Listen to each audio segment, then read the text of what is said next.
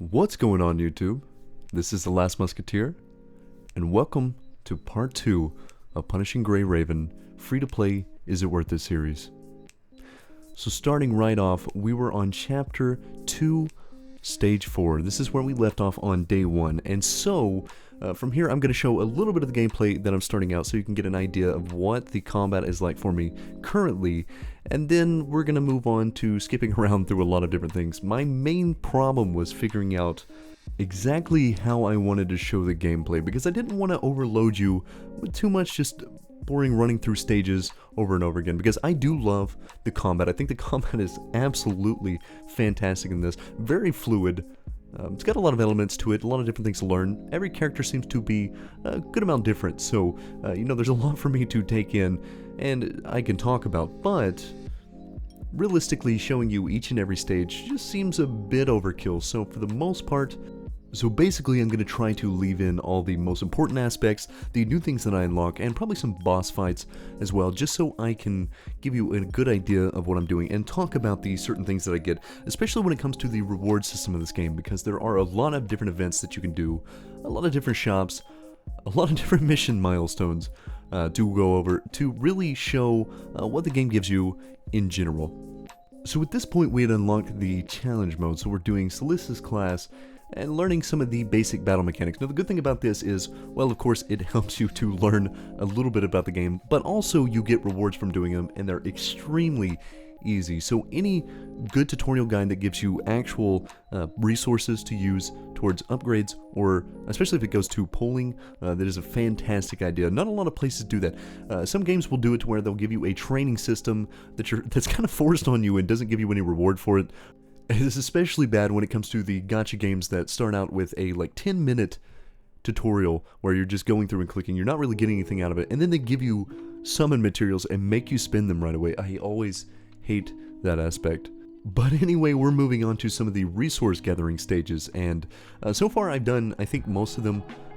As far as the stage-wise, not unlocking all of the stages because I have to clear a lot more content for that to get the higher versions of them, but so far they've been pretty easy to clear, and I think they give some pretty decent rewards. Now, how often would I actually go into these? I'm not sure, because when it comes to cogs currently for me, I really have a surplus of them at all times. I show that I have 250k right now during this part, but at the end of it I have nigh a million, so I'm pretty good off on those so far. Now the rest of the stuff I'm not sure, because I haven't done a whole lot of leveling when it comes to the other heroes and stuff, so I'm sure I need a lot more as time goes on, but I'll kind of talk about that as we're going through. Now one thing I do really love is how they do their story completion missions, because these give you so many resources, and also because I can't remember exactly what they're called, I'm going to call them cards, but the cards that you put on your heroes that give you set bonuses. So if you're getting the 5-star versions of them, you're going to already start out with some really good stuff, especially when you're combining them into either the 4-piece or the 6-piece set to get the full bonuses. So not to mention that they already have really good base stats, so leveling them up is going to help you a lot. Now one thing I noticed, and you'll probably see it a lot more, and I'll talk about it as time goes on, it always seems like when I'm clearing the actual stages, I'm always really low in power compared to what it's wanting me to be. Now, I don't know if it's because I'm being a bit stingy with my materials, and perhaps that's it, because I'm trying to get certain ones that I think would be really good, or some of the event ones, like the one that's currently going on, so that I can try them out and put a lot of my resources into them, so I'm not just over-leveling something and putting everything else on the back burner. I think this one does a good job. This game in itself does a good job of actually allowing you to level up multiple heroes without having to pick and choose a lot what you're doing. Now, that being said, of course I am still very early on in the game, so there's a lot that I haven't experienced with that aspect yet.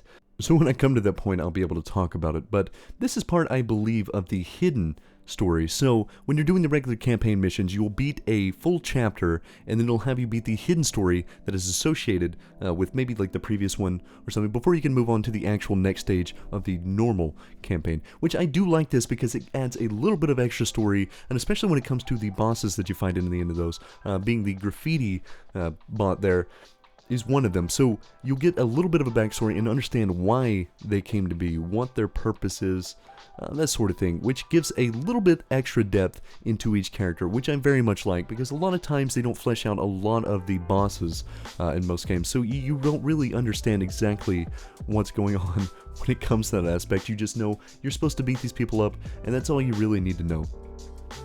But moving forward, we're going to actually do one of the tin pulls on the current banner, or the one that was current during this time. Now, I did, I think, make a mistake in trying to pull. I really wanted to get this hero because people were saying that she's pretty good. It'd be a good one for me to grab early on.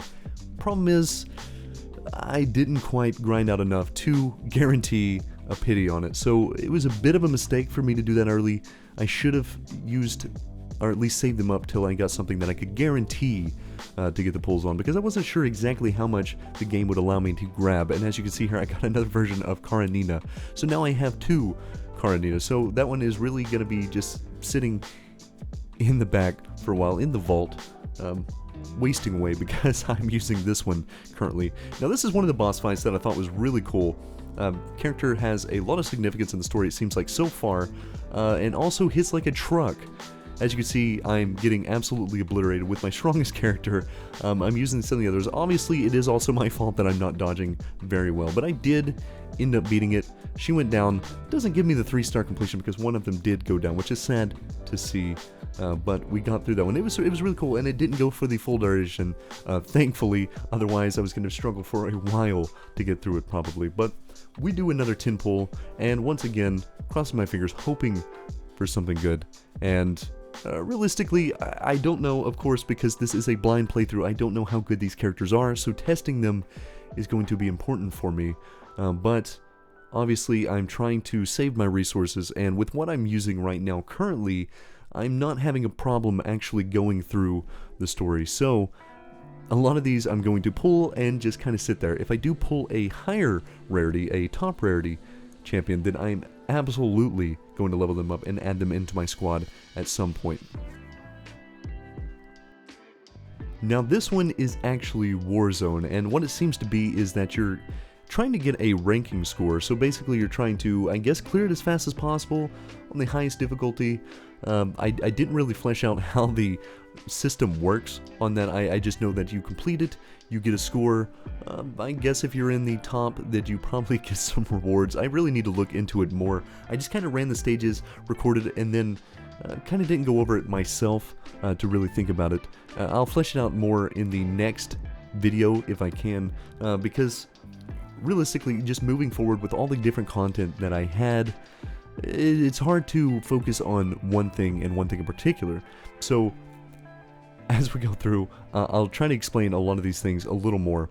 Now, as you can see here, I'm at level 37 now. It was a big jump from the last time I showed it, because I think the last time it was at like 23 maybe. So you're getting a big increase in actually how far I progressed so far. Now, the progression did slow down quite a lot as I was hitting the 35 plus, though it is still fairly quick. Now, this is actually another one of the resource style stages where you're going for a leaderboard type style. So the higher the points you get, the more rewards you get, just overall clearing. There may be an actual leaderboard for people to get extra rewards.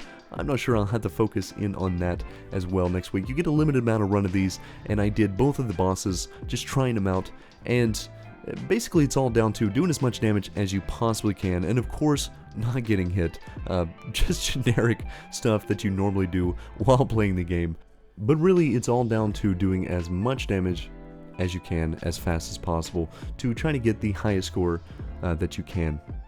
Now, taking a break from the regular stuff, the regular content, we're going into the current event content, and I do really like this. So I'm playing it on the easiest difficulty. Of course, it is my first time, and that's all I have unlocked. But going in is actually really nice. It's got a full-fledged story, it seems. I also get to try out a lot of different characters, so I'm getting a preview of what these are capable of as I'm going in. Now, I probably should have refreshed here instead of using Nanami, because, well, Nanami's not terrible, I guess, as she just didn't feel that good compared to some of the other ones I used through here. But you have refreshes to be able to pick what characters you want. So basically, I chose the current event champion, Capriccio, because I wanted to try her out, and I have to say she is absolutely fantastic.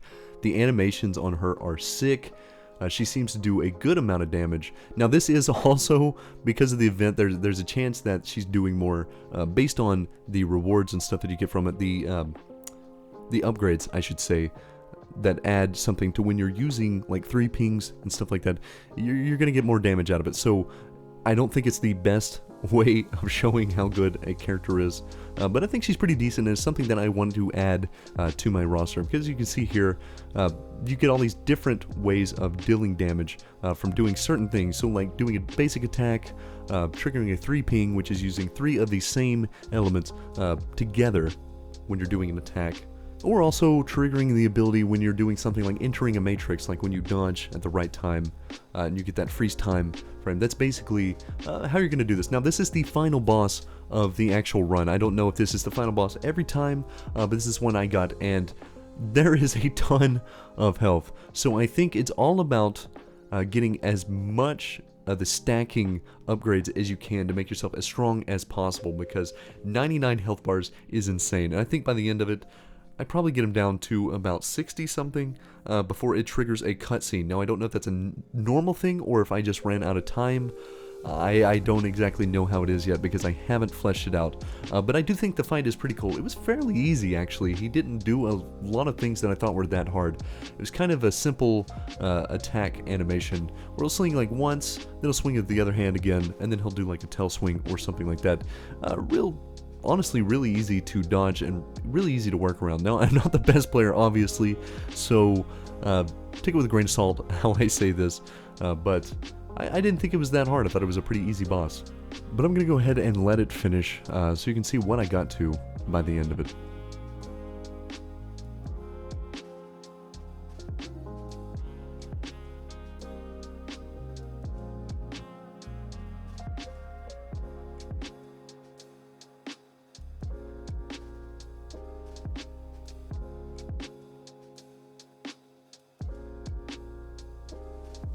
Alright, so I didn't show exactly what happened at the end of it because it went into a cutscene. I didn't want to spoil for anybody who might not have seen it, so I went ahead and skipped that, and we're going in and spending some of the resources that you earn throughout the actual event play.